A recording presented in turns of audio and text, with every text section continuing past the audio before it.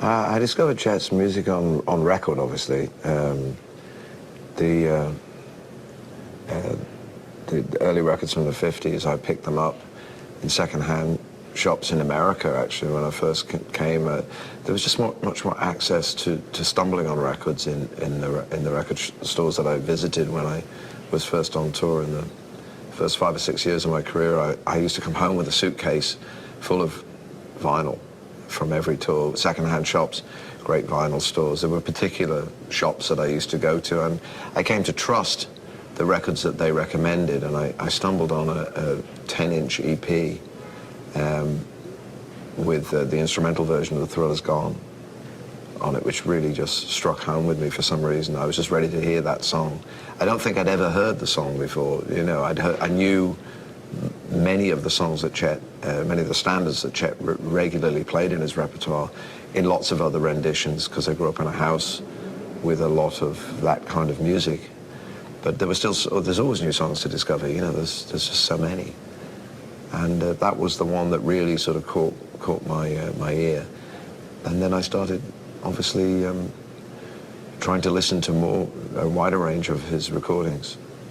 What was it, maybe encapsulated in that song, what was it about that sort of sound that really grabbed you? Well, the plaintiveness of the playing, the stillness of it, the economy of it, all things that I don't really favor in my own work. I mean, it's straight hair and curly hair often with music. You want to do the thing that you can't do, you know, precision or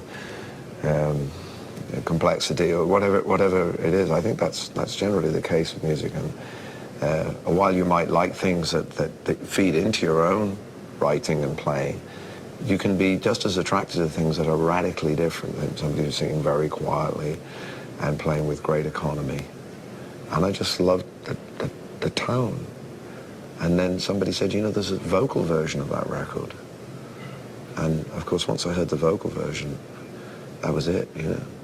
Once I heard the vocal version of that record, I became obsessed with that one recording. I mean, of course, then somebody played me one of the orchestral records from Italy, and a girl I knew played me Deep in a Dream of You, which is one of the Italian recordings, and it was just so unbelievable. I mean, I have a very vivid memory of like hearing I can hear the sound of the surface noise on the record. Like when I think of the song, I hear it with the surface noise, and it's a tremendously concentrated piece. And it's not, I'm sure a lot of people wouldn't say that, you know, wouldn't say that arrangement is particularly artistic. It sounds like generic string arrangement, but the way he's poised against it makes it a masterpiece, to my ear anyway.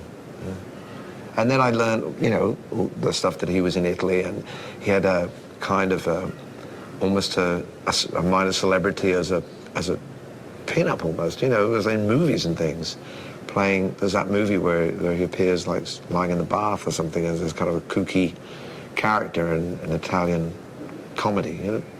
Those sort of things, you know, it seemed at odds to the seriousness of the way a lot of jazz musicians were presented, particularly by over-serious fans.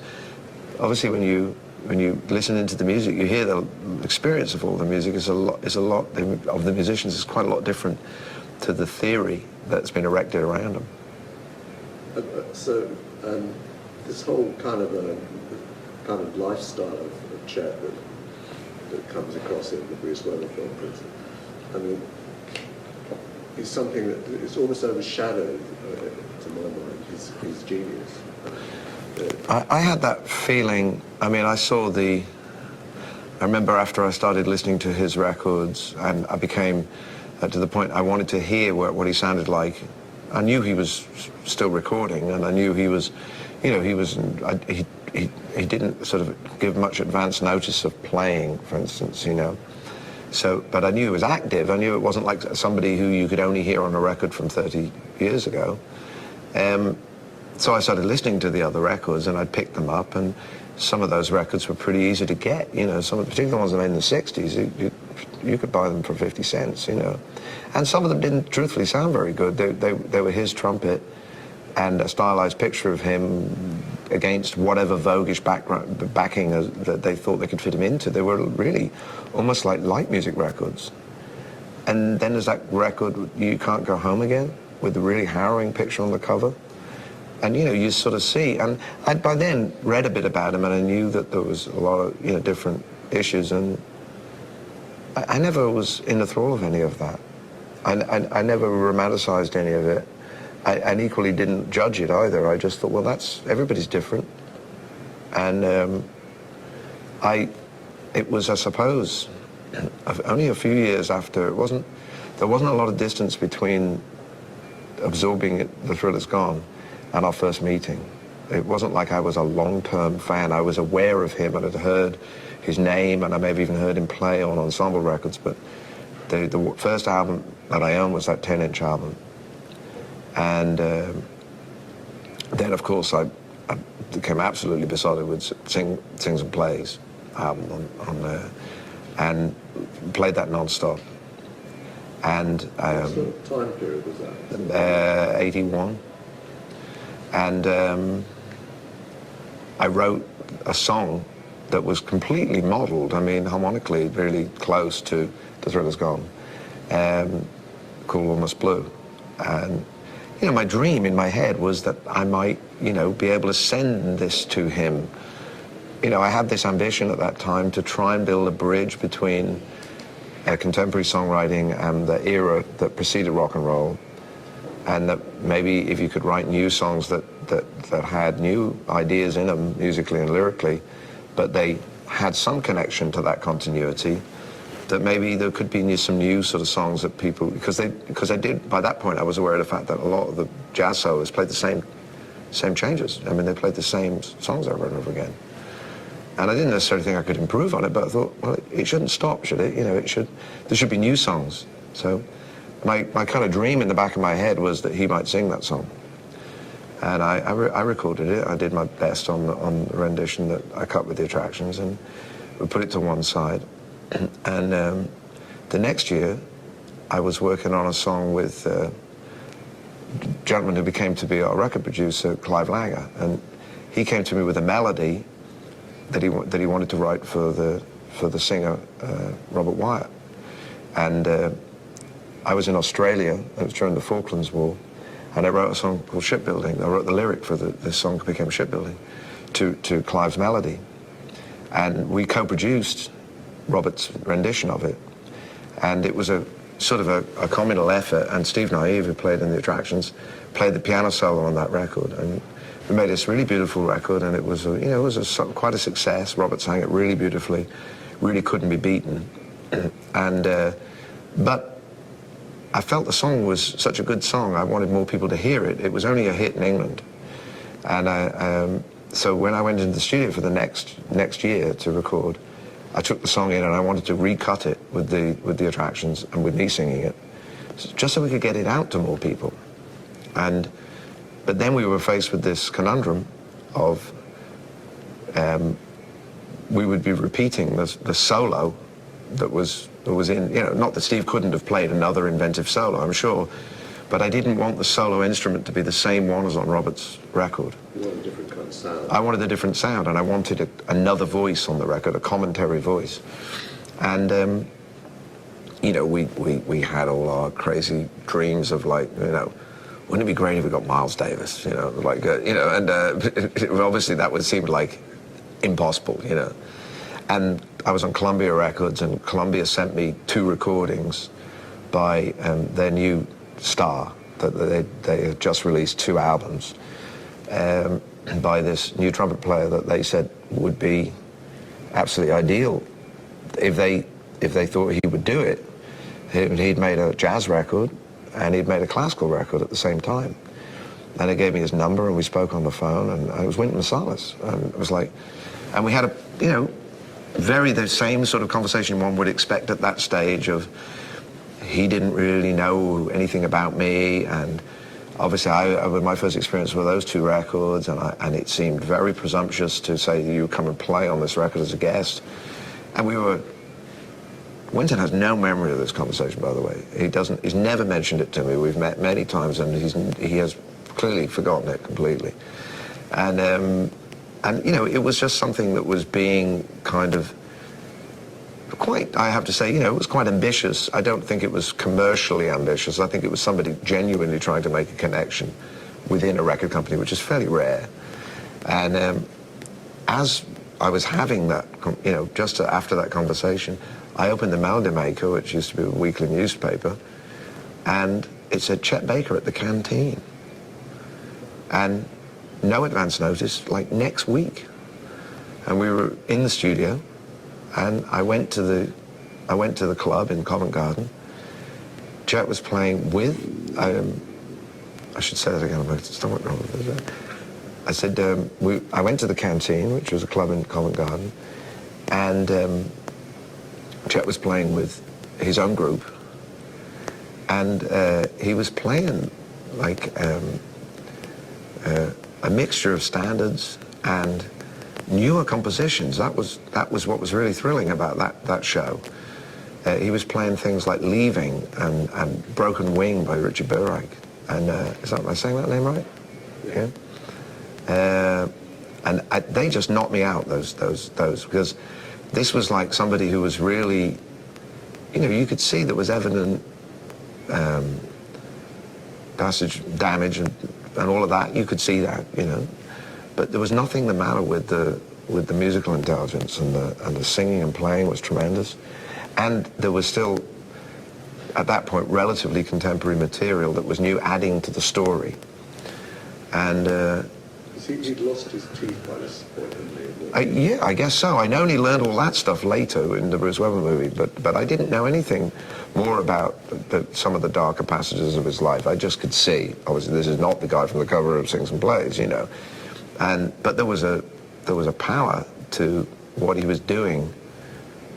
You know, whatever reduction there had been in power of playing or even singing, it was like a distillation as much as anything. And I know people kind of want to romanticize that, or they want to dismiss it and say, well, there's nothing good after a certain period. That's just not true.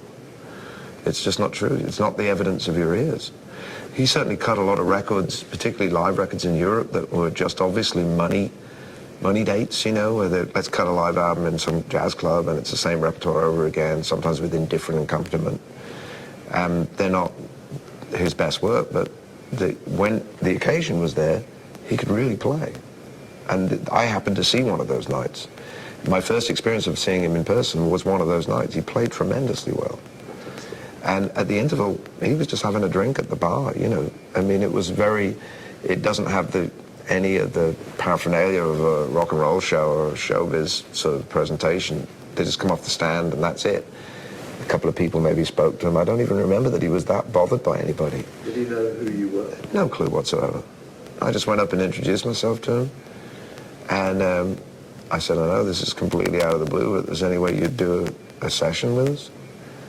And he said, when is it? I said, it's Thursday. He said, what does it pay? I said, well, what do you want? I said, well, like, scale? I said, well, what about double scale? You know, like, I don't know what we agreed in the end, you know?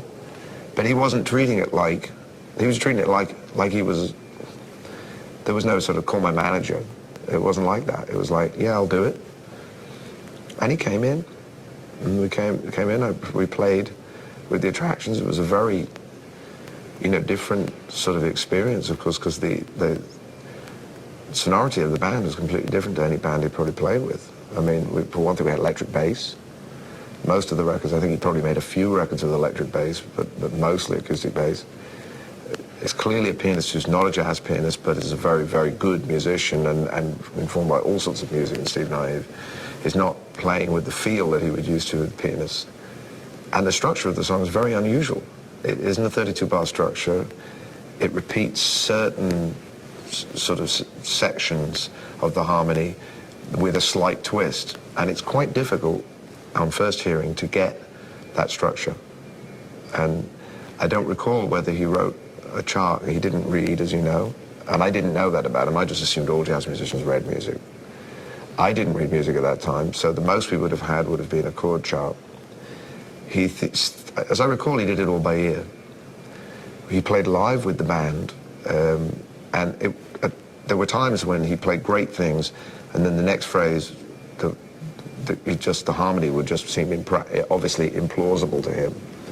So we stop-start with the take, and in the end we had a take, and then once we had the take, he played an overdub, which was, again, slightly different than his experience. But he played just beautifully. By then he had heard what we were doing, and he just played. I told him what the song was about, which again was not lyrically anything like any of the songs that he was used to singing himself.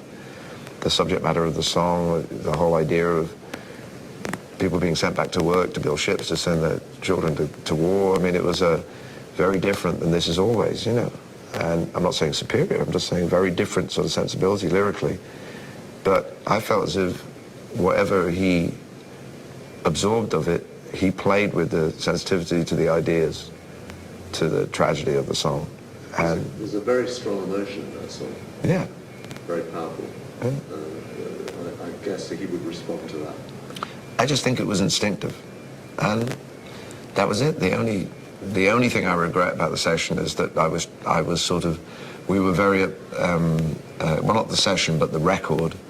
We were very, at the time, enamored of trick echoes, and we spun one on one of his phrases, which I later regretted doing because it felt like it was at odds with the period of his playing, and but that was the 80s, you know. That was, you know, if I had my way, I would remix it without that. But David Bedford came in and added, and the way of recording, you know, then is kind of different than the way I do it now. We did things, we did a band track, and then we might do a vocal as an overdub. Certainly some of the playing is a composite of some of the live track and then some of the overdub, where he had time to kind of listen to what the meaning of the song was, musically if not lyrically, and then David Bedford came in and added the string arrangement. So it's somewhat unusual, the combination of a contemporary classical composer, jazz soloist, and rock and roll band playing a ballad. It's one of the best performances of that band. Yeah. And it's very unusual, and everybody plays well on it. The bass is beautiful on it. You could say we'd had double bass on the original Robert Wyatt recording, and the electric bass it's not trying to sound like a double bass. It's just very well played, and the piano playing is tremendous. It has, again, Steve never played as if he were imitating a jazz play. The song wasn't conceived as a jazz song. It's a ballad. I don't even know what kind of music it is because I didn't write it. You'd have to ask Clive that. You wrote the words? I wrote the words, yeah. I get too much credit for the song because, it is a good lyric, and it has, unfortunately, the circumstances of it have returned. I expected I would only sing it in that time, but that hasn't turned out to be the way it is. And Clive doesn't really get enough credit for having written this beautiful piece of music, which, after all, in terms of Chet's involvement, is the starting point for his contribution, Do you think it helped Chet at that stage to have been involved in that recording? I don't think it made any difference at all to his fortunes. All I remember about the session was sitting outside with him after, and I had brought an album and maybe a cassette of Imperial Bedroom to the session with me, and I said, I wrote this song for you. I wrote this song kind of in reference to your recording of The Thrill Is Gone, and gave it to him, and I figured it probably didn't make it home because he didn't seem like a guy that had a big suitcase, and I had no idea whether he ever heard the song Almost Blue, I saw him again, the next time he came to London, I went to see him. I was on the road a lot in those days, so I didn't always get to see people every time they came. He didn't come to England that regularly. The next time he played at Ronnie's. He played with, if it wasn't the house band, he played with an assembled band. I have to say, in my opinion, the accompaniment wasn't that sensitive. It seemed like unsubtle, as if they were trying to push him to play more dynamically, and he wasn't going there. The repertoire was much more attenuated. It was very much songs that he had played over the years. That was nearly all standards. I think it was all standards. Not that there was anything the matter with that, but it felt as if it was more of a regular gig, and it didn't have the ambition of the Canteen show where he had been playing newer compositions. You sang 2 or 3 songs? No, this is another occasion. No, this is an occasion in the interim. That's quite a bit later. I'm talking about within the next couple of years, in the mid-'80s. I saw him play when he came over, and we sat together and we talked, and he was, he had the kind of questions that a person with those kind of like habits have, but I didn't have any answers to those questions. So I mean, that was never an issue. That was never like, I mean, I was just the way I was, and we talked about music, and we just spent a little time together. He wasn't hugely given to big flights of conversation, but we'd spent a little time at that show, sat in a booth, watched the opening act, watched a girl singer sing, kind of badly, but yeah, everybody's got to learn. I mean, I'm not judging it. I mean, I was learning as I went along, and I was making records. So I mean, I was learning right there, being in those clubs. I didn't eat enough breakfast, did I? So I'll just say that again. I said I was learning, in listening to performances like his, even if there were things that frustrated me, where I'd heard this almost like recital-like concert at the canteen, even though there were people eating and drinking and the environment wasn't. And then I saw one where he was playing with, it was just another gig. I'm sure the musicians were doing their very best, but it felt like they were trying to push him, maybe lift him, rather than take his cue, which was to play in a very, very low dynamic. And maybe over a week, the band in a club has the responsibility to deliver to the patrons. And sometimes that becomes superior to whether they're listening to the band leader. And that was just an interesting perspective, because I'd been used to just being in a band where we reached our agreements and we had our disagreements, but it definitely went this way. There was no doubt about it. Can you talk a bit about the later Ronnie Scotts? Well, the later Ronnie Scotts was something which was proposed to me by the directors of a series of music videos.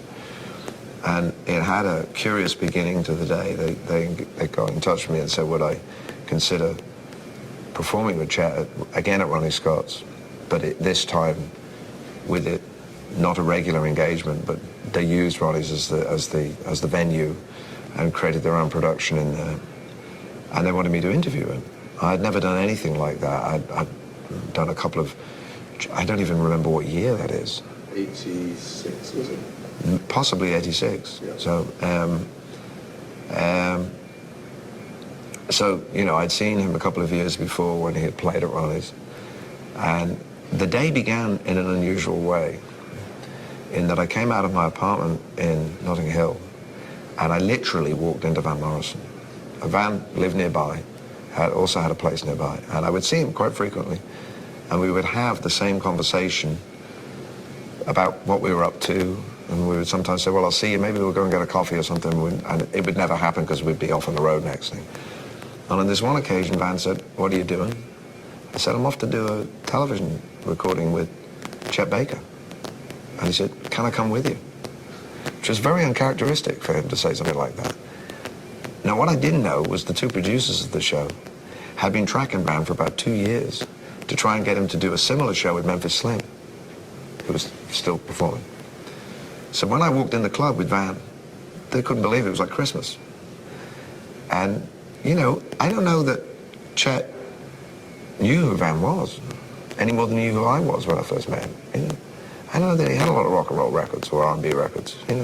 Maybe I'm wrong about that, but I got the impression he didn't know who he was.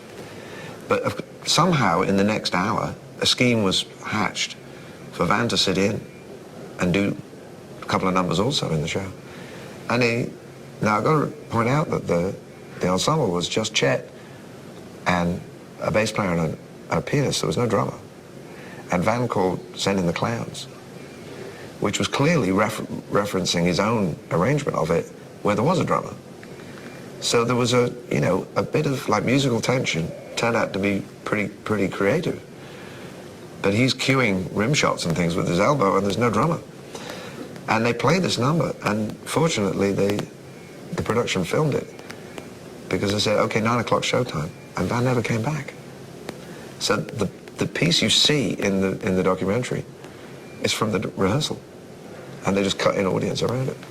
So now it can be revealed, which I think is fantastic because it's the unpredictability of both performers. Because when I turned up for the first day of rehearsal, the day before, Chet wasn't there. He was in Amsterdam.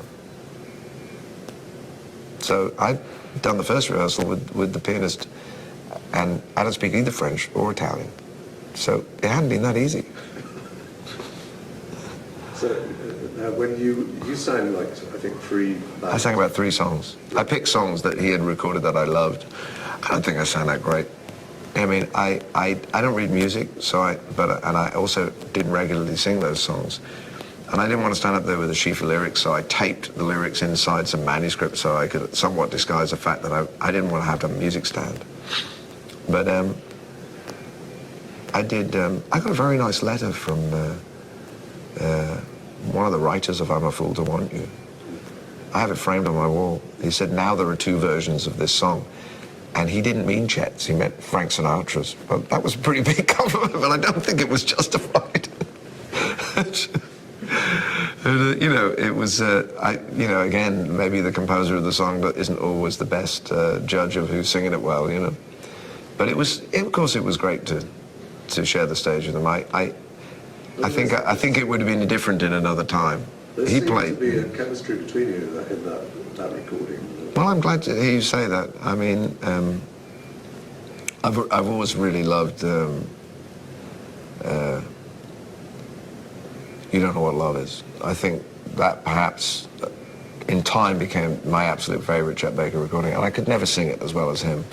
I sang it later with Mary McPartland on a radio show, and a little better than I did when I sang with Chet, but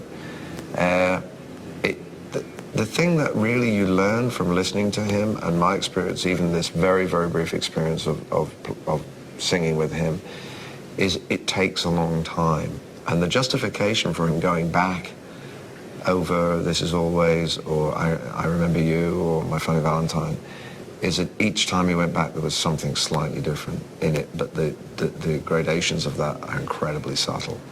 And his art is incredibly subtle.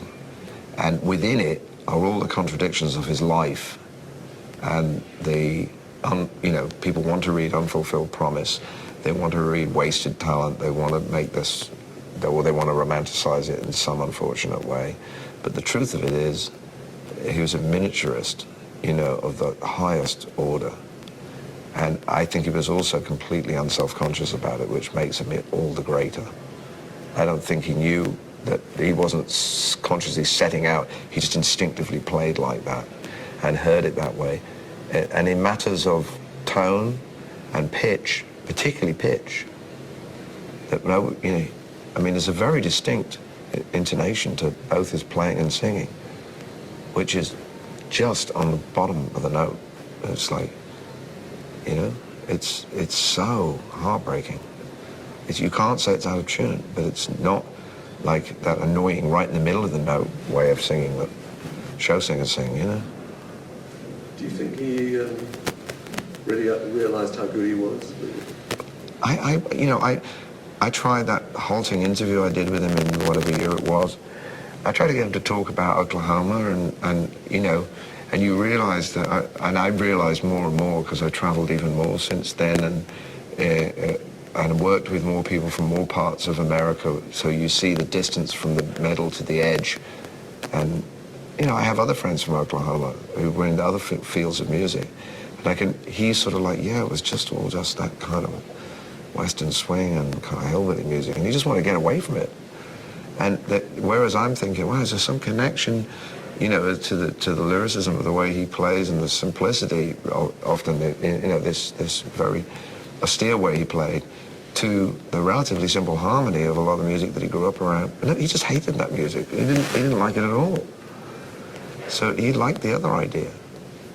And so quite often you wake up a theory in your head. That's why all these big theories and all these big tomes about music, they're all hokum and bunkum, you know. I mean, they're interesting to read, but in the long run, it's just what each person feels when they're playing or hearing.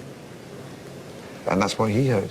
The thing is, you can tell that it's Chet Baker whenever you hear it, whatever it is.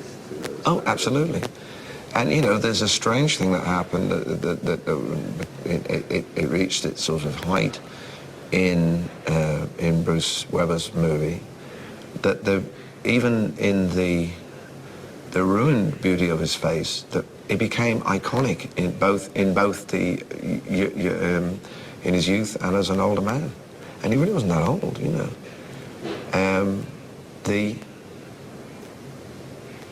The curious thing I think I felt about it was when people wanted to say that there was, oh, you know, when he died, people sort of said, oh, it was such a waste, he didn't, you know, he gets, there was such a promise, and it was like, but if you, none of the people from very few of the people from that West Coast period were tremendously long-lived. Really, you know, they did an amazing amount of great work, and I mean, I think when he did the Canteen show when I first met him, I think he had fallen out with Stan Getz in Europe, and that's why he was playing in London. I think he was on a tour with Stan Getz, and they parted the ways during the tour. I believe that's right.